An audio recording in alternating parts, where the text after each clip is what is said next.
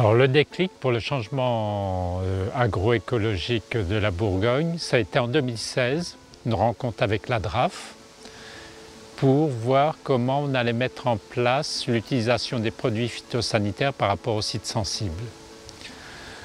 Dès cette première réunion, cette entrevue, la Bourgogne a voulu se positionner, aller au-delà. Et pendant une année, on a travaillé avec l'ensemble de la filière et de la viticulture et on est arrivé à un plan d'action pour engager nos terroirs dans nos territoires.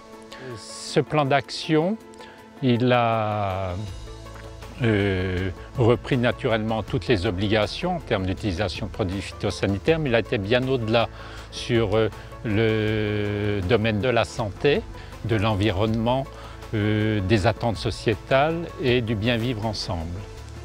On a mis en place pour co-gérer avec le Bureau des interprofessions et la Confédération des appellations vignerons de Bourgogne un comité de pilotage et c'est toute la Bourgogne, c'est 30 000 hectares de vignes qui se sont engagés sur ce plan d'action via ces organismes de gestion et également ces 4500 domaines viticoles.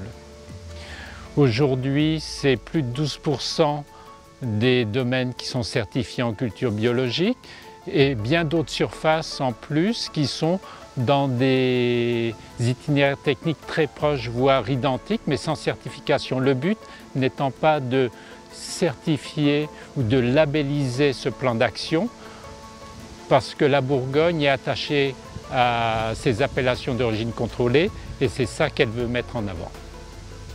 Ensuite, sur les deux dernières campagnes, 2019-2020, on a poursuivi cette sensibilisation avec une dimension un petit peu plus d'engagement des viticulteurs via les syndicats d'appellation, où on a décidé de créer un observatoire des pratiques pour essayer de dresser un état des lieux des pratiques phytosanitaires sur l'ensemble du vignoble bourguignon. Dans certains secteurs, des collectifs de vignerons se sont construits. Donc c'était vraiment des collectifs de partage et d'échange de pratiques entre viticulteurs, de tests sur le terrain, etc. Donc dans le cadre institutionnel des groupes 30 000 ou GI2E par exemple. Alors l'engagement de la Bourgogne vis-à-vis de tout ce qui est agro-environnemental veut être fort dans cette démarche, dans ce plan d'action. Elle repose sur 4 piliers. Le premier pilier est sur le dialogue entre la filière vitivinicole et le territoire et expliquer notre métier, le métier de vigneron. Le deuxième va être sur tout ce qui est appareils de traitement qui des fois manquent de précision ou occasionnent des dérives par des appareils de plus haute technologie, de précision. Le troisième pilier va être sur la formation, le transfert et également sur l'information.